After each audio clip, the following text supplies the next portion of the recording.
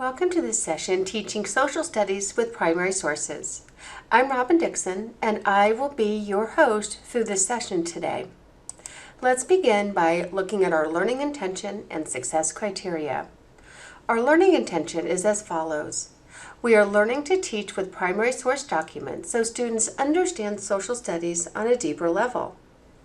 You will be successful when you can determine where to find primary source documents, discover ways to use primary source documents in your class, and understand how primary source documents tie to culturally relevant pedagogy.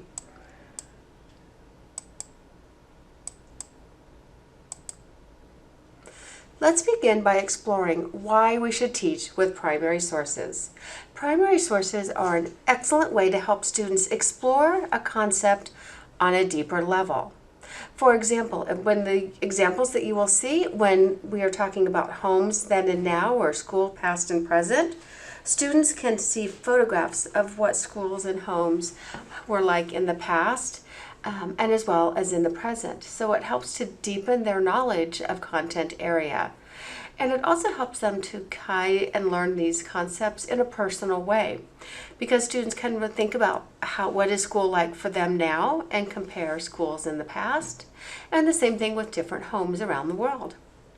It also develops the ability to see multiple perspectives, and we know that in social studies it's so important for students to see the perspective of themselves, but also the perspective of others.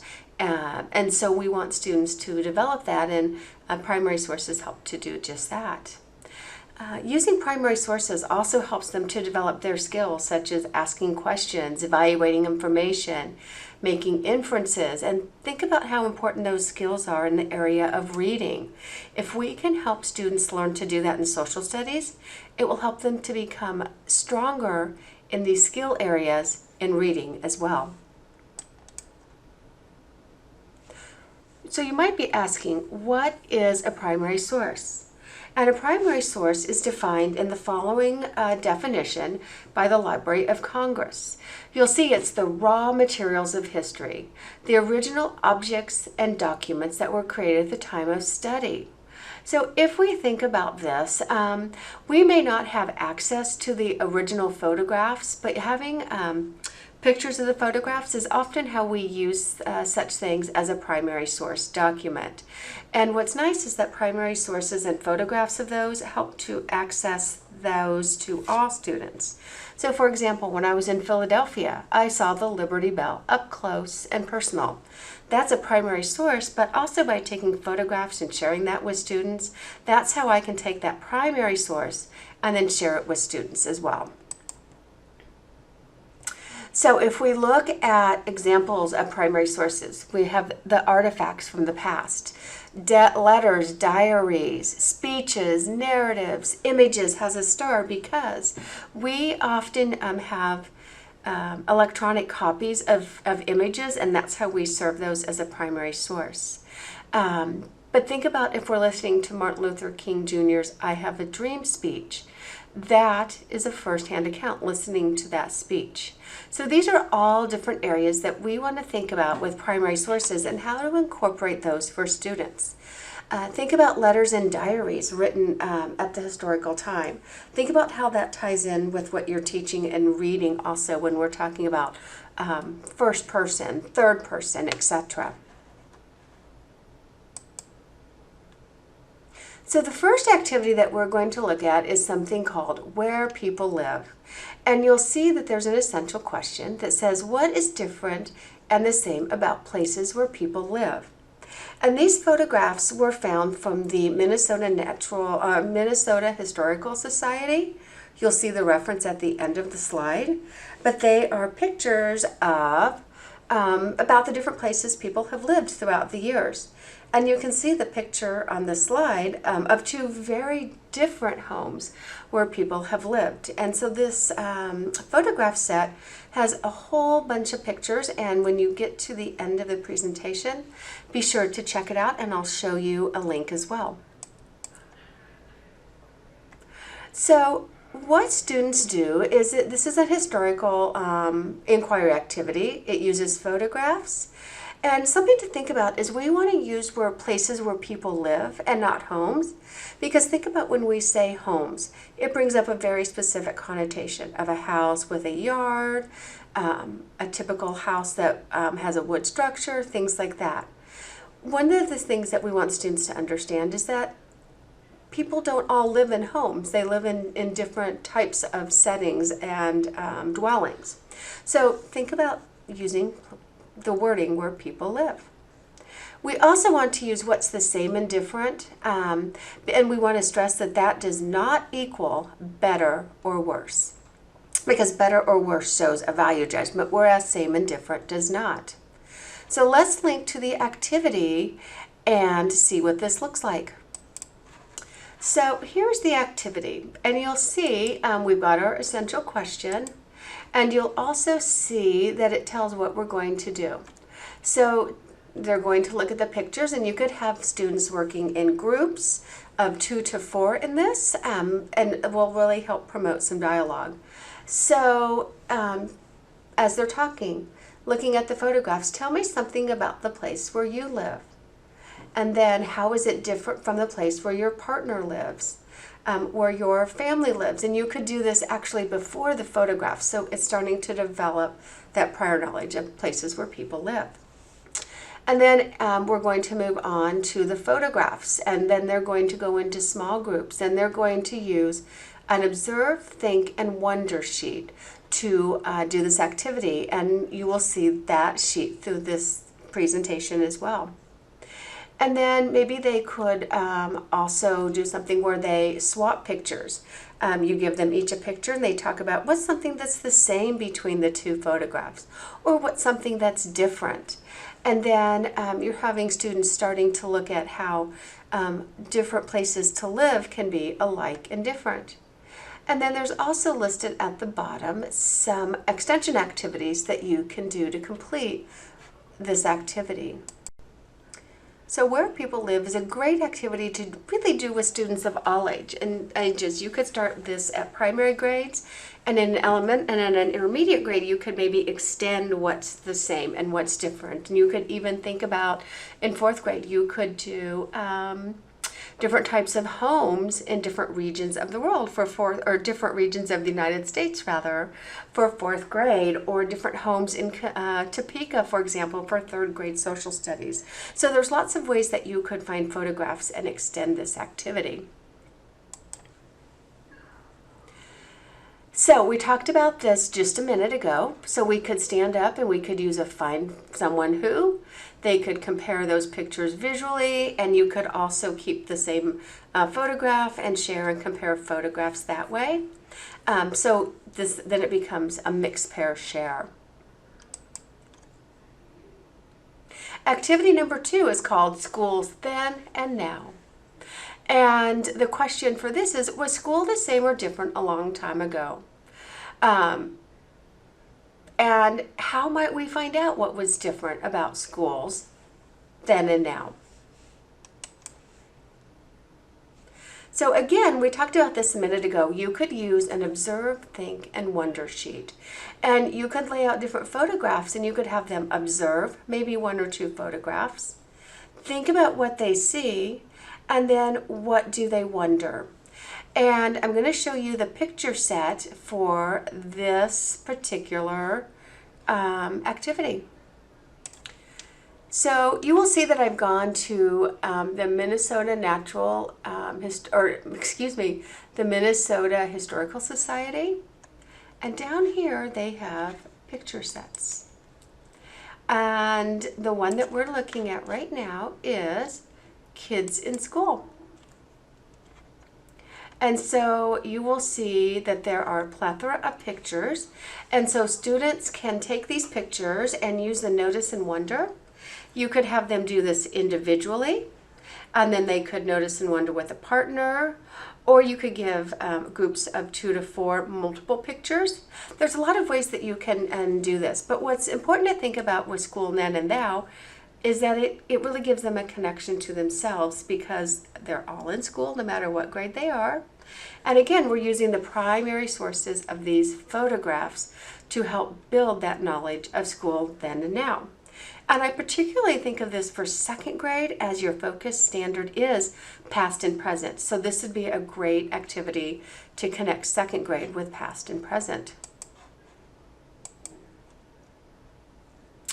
So activity 3 is something that you could do with any kind of photographs or pictures that you find, and they can take those pictures and they can categorize them into areas. So if we take back and we take about the school photographs, they could take those photographs and they could sort them, maybe activities inside or outside, or they could do take the pictures and sort them by content area. So lots of ways that they could do those. So each group could then sort the photographs into categories.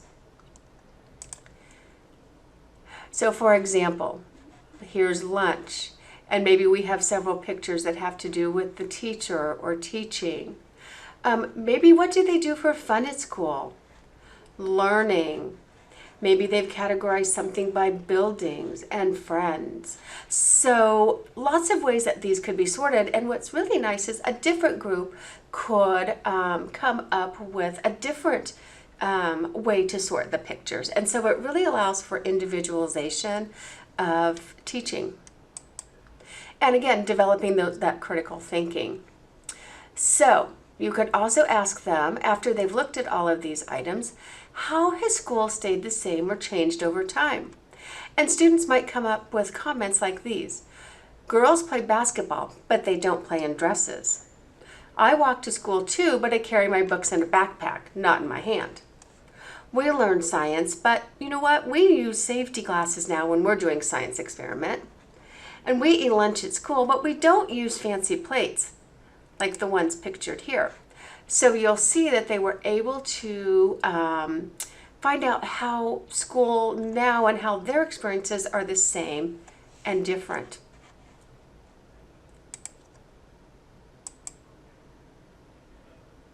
So here's some other ideas for picture sorts. How have regions changed over time for fourth grade? How has your community changed over time? So you might pause the video and think about what other ideas do you have to use for picture sorts with your social studies curriculum. After you've jotted a few ideas, start the video and proceed to the next slide. All right, activity 4 is called a text to self activity. I've listed a few titles on this slide that you can use. This could work with so many of the books that you have in your classroom. And what you would do is you would take one of these stories and you would read the story out loud.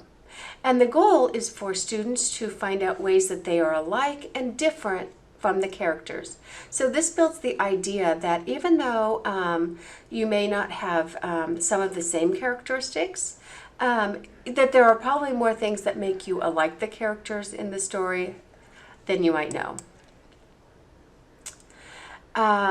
So here's what they do. You can do this as a read aloud and read one book, or you could have different books set in stations and they could rotate and do one of these for multiple books. So here's an example of one that I did when I went to a conference. So my character was Angelita. And so these were some things that I wrote down about her.